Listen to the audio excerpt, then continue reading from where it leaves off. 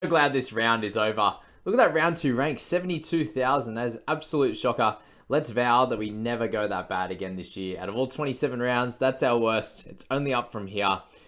Plenty went wrong, obviously. Even just a simple decision of playing Talau over Alamotti, netted me 44 less points. So if I get that, I'm a 746, and I'm probably sitting around the 23,000 mark overall, and we're not having this issue as much, but it is what it is. That happens. And, we did have some positives in this squad. We'll start with the positives there. Bringing Cartwright in was a good one there. That generated me 48 points and about 60k in cash, which was awesome.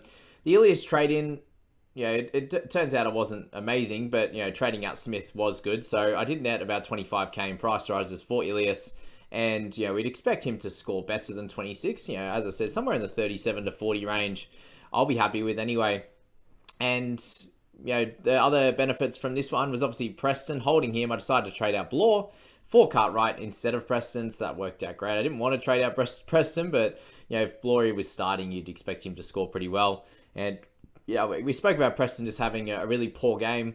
That first one, he wouldn't do that again, and showed obviously with the start and the 80 minutes there that he can do anything. So 62 for him, netted him plenty of cash there, 55k in gains. We got some nice gains for Dury's up to 294 now, which is great. Ben Murdoch-Masila gained the 6k, so it wasn't his best game, but it looks like with him getting big minutes on that left edge, he'll be able to score a lot better than 24 week in, week out. And we made some good cash gains from Alamotti. Suoliti with a good score helped with his price gains.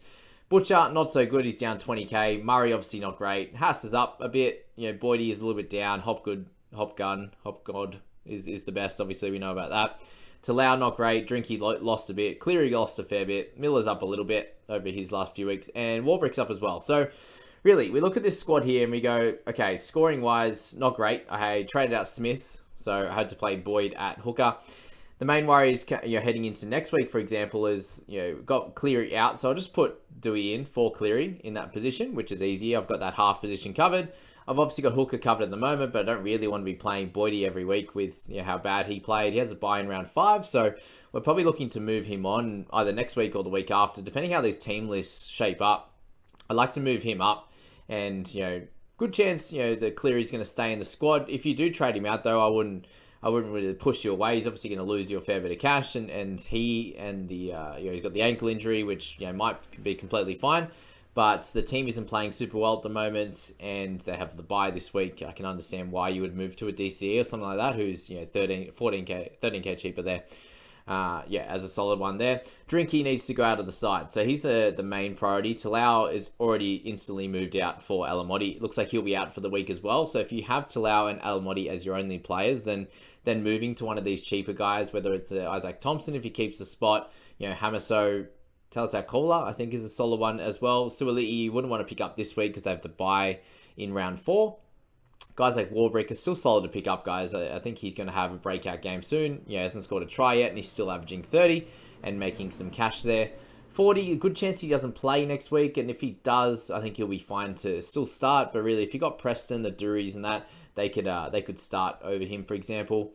Guys like Butcher with his 44, he hasn't played well the first 2 weeks at all, and look, if he hasn't played well and he's still got 44 last week, I think he can get up to about that 50 mark in round 3, and then we can make our decision on him from there. If he gets over a 50 there, you could probably go, oh, look, he's got some cash to make. If he can continue that 50 average, he's got 150k to make. So he's someone I think you clearly need to watch this week, especially when there's so many issues in your sides. Like, most people aren't sitting there with the best side in the world. Obviously, a couple of the top teams have got nice sides. They've had some, a mixture of good selection, a bit of luck in there as well, which is exactly what you need over these first bunch of weeks. But in terms of my squad, guys like Murray, we won't worry about. He just had a really poor week. You've got to stick with him solid. Guys like Payne Haas are great. Obviously, if you're carrying someone like Carrigan, Tohu Harris, they're great buys, but I wouldn't, you want to make sure that you can cover all positions. Right now, looking in at this week, I have someone like Drinkwater who is out for 3 weeks, taking the early guilty plea.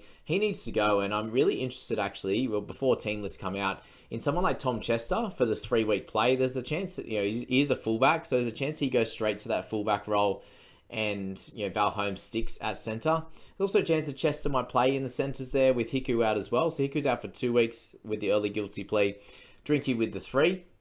Chester at 230k. he's someone that I'm interested in plugging into that position and then potentially moving from Tanner Boyd up to a Grant or something like that. I have enough, it'll be about 30k I'll have spare if I make those trades. And that, leaves me with, as I said, Dewey in that half position. It allows me to hold Cleary because, look, it could be ideal to move on from him. If I was to do that, I would go to DCE, I think. And then I would probably go Drinky to a Trbojevic or a Reece Walsh, something like that. I think that's a solid one as well. But if I could get my hooker position fixed this week, that would be great. I would then still have my 3 halfbacks in Dewey, Cleary, and Ilias. And depending how Ilias goes over the next few weeks, I'm still expecting him to hit somewhere around that 35 to 40 average. That'll make him some cash over the next bunch of weeks. Hopefully get him up to a 570, 580. And some decent scores for our starting side, and then we can look to potentially move him on and maybe get some hooker cover, depending on who that is going to be. If we find that someone like Sonny Luke and these types of players can get some extra minutes in that hooking position, then maybe he's a good one to trade for Sonny Luke there, as an example. We also have, over the next few weeks, a few of these guys are going to slowly start to peter out in terms of their cash generation. Obviously, Boyd's one of them for now. Egan Butcher, again, we'll decide on him as we go. There's still probably 3 to 5 weeks left for guys like Dury to make money, so we're not looking to trade out any of them. Same with Warbrick. So all these cash cows guys, don't look to move any of them on yet.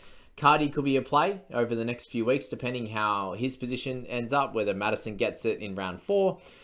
These are the types of questions you need to have in your mind and think about heading into this next few weeks. 40s cash generation, unfortunately, is going to be lower after the head injury. It's unfortunate. I think he's going to be fine when he comes back in terms of his ability to score 35 to 45 and still make some cash, but just slows it down a little bit more. So he's probably someone you could look to hold for now. And if he continues to get that role on the left edge, which I think he deserves and he should get, then he'll be fine to keep there. But in terms of the rest of the squad there, if I was to make those 2 trades, that shores up that hooker position. I don't have any cover, but someone like Grant or Reed Marnie, I've even looked at him potentially as a trade in. Reece Robson, these types of guys are going to be great trade ins. Grant obviously having the bye in round 9. I do have guys like Eli Katoa, Lioro, Warbrick, so that's something to think about if I went to maybe a Robson or if I went to Reedy, for example. I only have 1 Dogs player. After this week, I won't have any Cowboys players, so Robson could be a solid one at that slightly cheaper price, and you doubt that he gets that 42 again. That was a bit of an outlier in his scoring there. So there are some of the the thoughts I have around my squad. Obviously, it's not great being ranked at 35,000 overall. I don't remember the last time I've been that high. Not very good at all. I know a lot of good players that were sitting around the 4,000 mark and are now at about 50,000, now at 35,000. Some of my friends have got 650 this week. Just disgusting, and our people squad didn't do much better. So if we look to shore up a few of those spots, as I said, Alamotti comes in for Talau. You'd expect probably at least a 20 swing there. Alamotti about a 30-point scorer, 35-point scorer, and Talau that 15 to 20 looks like. But he's going to be out next week anyway. So this week, if I make that Drinkwater trade, Alamotti comes into center. I don't have any center cover, wing fullback cover, or hooker cover if I do the 2 trades I'm thinking about. Look, that's frustrating, but it is what it is. The other option is to go for Cleary and Drinkwater out, and I could try. I would love to get someone like Tohu Harris this week, but it's just not feasible with the amount of positions that I have that have no cover. Half's fine at the moment. You've got the edge, the mids also fine, but all the other positions there we're struggling for cover, and it's going to be week-to-week trades, which we want to try and avoid doing. Obviously, Tanner Boyd is obviously a good one for the cover, but I do have enough in that half position, and I think that will do it for this week. And we're probably going to have to trade heavy over the first bunch of weeks, guys, just for the fact that we haven't started well, and I think that's going to be okay with the look to continue building these cash guys, and then hold for maybe a week or 2 while they generate the last bit of their cash, and then we can look to move on from them in the coming weeks. I think would be a really solid option, to be honest with you, with this squad right now. Because, after I make those couple of trades there and, look to potentially move on from guys like Ilias, guys like Cartwright when they lose their spot, the rest of the squad here I think is going to have some good cash generation and, will do a job in the side. Miller's going to be one of those guys that will score 30 or score 50 kind of week to week and be that 40-point kind of guy. So he's not a worry. Obviously, Murray and Haas, Hopgood, they're not, looking to be any type of worry in the side. Cleary, like overall, he's not going to be a stressful guy to own. Suaalii, buy in round 4. That's something I need to look at for next week as well in terms of being able to generate a center into my side. So maybe someone like Jack Bird could be a solid option, and I could trade. I could use the cash in Ilias or in a Cartwright or something like that to get a Bird to be able to slot into that center position. It would also mean we get another look at someone like Isaac Thompson and how he played there. Another look at guys like the Hammer and obviously Reece Walsh in the fullback position. But yeah, these are the trades that I'm going to have to make week to week, which is not ideal, but is something that's just going to have to happen. So maybe and hopefully Talau comes back from his HIA and his broken nose in round 4, and we can just plug him in there in that center position, and then we could look to make some other changes from there. But these are things that, as I said, you have to do to make sure that you're in the right position each and every week to get things right. And for me to do well this year, I have to make the correct decisions week in, week out from here on. I can't be making any more mistakes. And I think I'll go through this for the last time. And there was 2 types of strategies I was going for in round 1. And you'll see, from my first team reveal, it was, the Grant and Carrigan, drop down that cash from Murray, not have guys like Drinky, potentially go fairly cheap with Suaalii. So this week I would have had 14 from Thompson instead of Suaalii's 60, so that's something to think about. Drinkwater, I would not have had his score, and it would have been probably Chance or Tamati Martin. It was something I was flirting with, so 225s for him wouldn't be ideal, but it also means I would be having some good scores up top, and potentially not worrying about some other positions that have come up at the moment. So that's my team, guys. That's where we're at with that one. And I hope you really enjoyed that analysis. As I said, it's something you need to be doing in your sides to make sure you're on top of things and getting the best out of your team each and every week. And looking forward to the next one. So let's look to the People's squad there. And absolutely had a shocker. So 670 was the score there.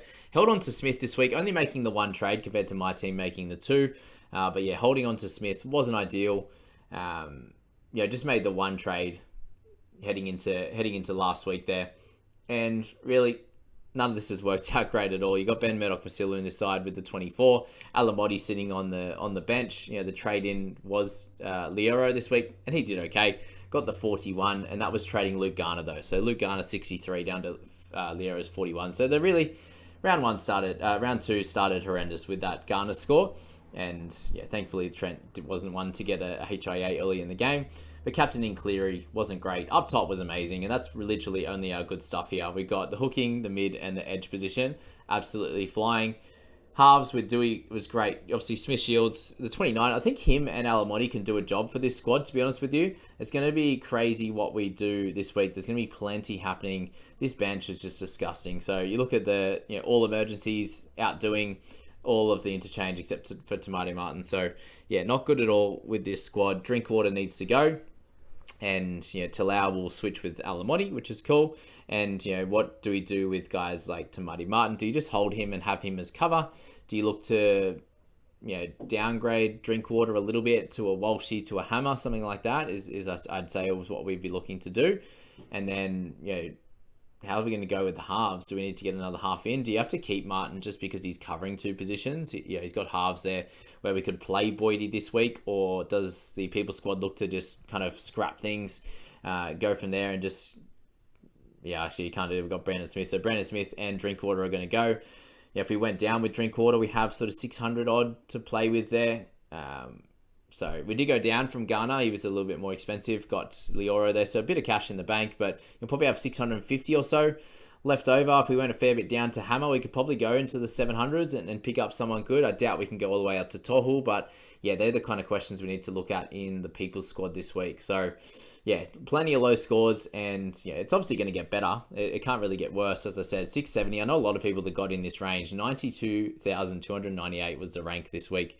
Overall rank of 34,000. So very similar to my squad there. After a nice round 1, being ranked in the 4,000 mark, something like that, it became really, really bad for our People squad. But as I said, it's going to get better and better each and every week from here, as long as we're making the correct decisions. Because Drinky and Smithy, that's great now, but then we're still sitting there with someone like Tanner Boyd, who hasn't played really well. Could definitely be better, but did also get hooked in the last 6 minutes. So there's him there that needs to be sorted out. Tommy Talau is not going to be a nice one either, so he needs to be looked at. But Miller, Warbrick, Smith Shields doing his job, like making a bit of cash there. Our edges are great for now. Med Vasila will be better. Dury will be better from that one. We didn't pick up Cardi, so that hurt us there. There's no Trindle in this team either. So, again, for non-owners, we're hoping that Hines comes back either this week or next. I doubt it'll be this week, but hopefully the one after. There's plenty of mail that he's going to be, back in round 5, potentially round 7. I can't believe nothing's come out, really. It's just really frustrating because I would have started with Trindle for sure. If we got some news, I was looking at the Thursday night before round 1. I was talking to a bunch of guys and be like, I just need some news on Hines. If I get 3 weeks out of Trindle, then he's in. But that 1 to 2 weeks was just too much because there was a bunch of emergencies on our team that we didn't know how they were going to go. Obviously, injuries and HIAs come apart, so you don't want a guy in there for 2 weeks and then you just have to trade him out. So that's why we didn't go for it. But yeah, super frustrating for us that didn't get the chance to pick up Trindle, and well done if you picked up him and took that risk. It obviously worked out really well. But People Squad, there's plenty that can happen in this one here. I look forward to in the Discord group seeing how that plays out, and just a big thank you to all you guys for watching. If you haven't checked out the Thursday, Friday, Saturday, and the Sunday wrap videos, that is where all the deep dives are. This is where all the strategy comes in here in this video, and then obviously the buy, risk it, hold, the sell is going to be the other big video there that you'll will be going through. But tomorrow's video, I'm going to be going through obviously all the next 3 games and the impact on fantasy, but also obviously the teams as well. I just want to dive into a little bit on how the teams go. We'll just go back and forth between the draw and also how they're going, in terms of last week's game, in terms of their stats, just the general, possession, the errors, the penalties there, and stuff like that, just to give you a bit of an idea of where teams are at. And, did they have an absolute shocker stats-wise, or were they able, did they have a lot of room for improvement, or was that like a perfect game for them in that week? So that's that video, guys. Hope you enjoyed it. See you later.